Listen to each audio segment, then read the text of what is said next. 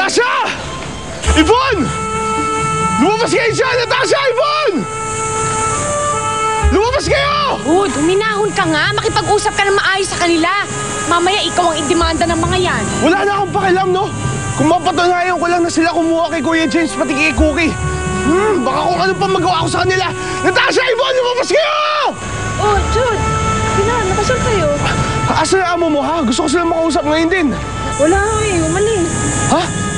Hindi ako naniniwala. Palipasin mo sila! Kasi maniwala po kayo sa akin, wala talaga sila dito. Honest ako, promise. Wala.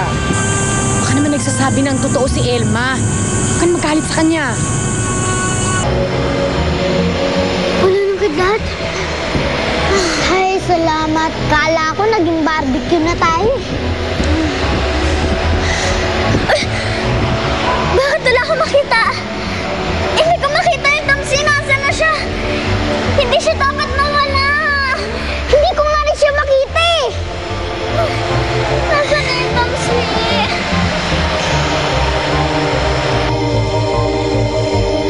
Ayun ang tamsi! Ayun siya! Sundan natin! Dali! Sundan natin yung tamsi! Andun na siya! Bilis! Dali! Ayun na siya! Oh!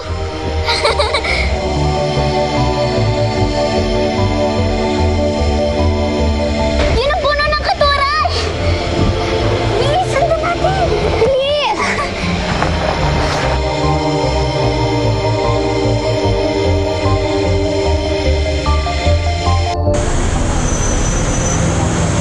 Wala nga po eh. Kahit anong gawin mo. Oh, ayun na sila!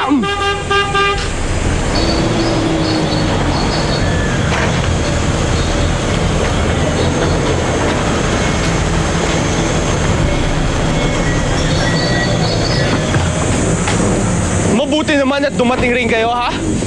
Asan ang Kuya James ko pati si Cookie, ha? Are you nuts? Why are you looking for them here?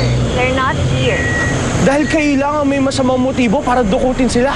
Hey, watch your mouth. Ba gusto mo ikaw i-demanda ko sa pagbibintang mo sa amin? Pwede ba ilabas nyo na lang sila na matapos na to? O ikaw, Pilar, tigilan mo na. Sabat ka ng sabat. Gusto mo sapakin kita? Kayo talaga, ha? Mga sinungaling kayo? Alam ko kayong kumuha sa kanila dahil masasamang tao kayo. Oh, shut up. Come on. Wala sa amin ang pamangkin mo at wala rin sa amin ang kapatid mo. Kahit magdadadada ka dyan, wala kang mapapala.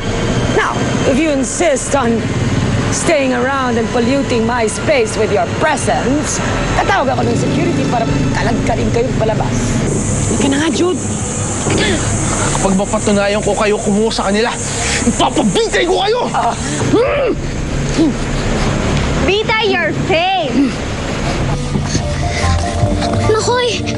Yan na yung bulaklak ng kaduray! Pipitas na ako!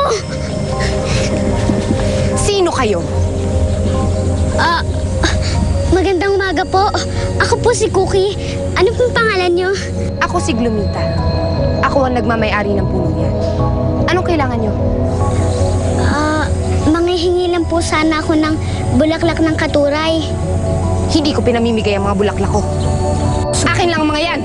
Sublada naman itong diwatang to.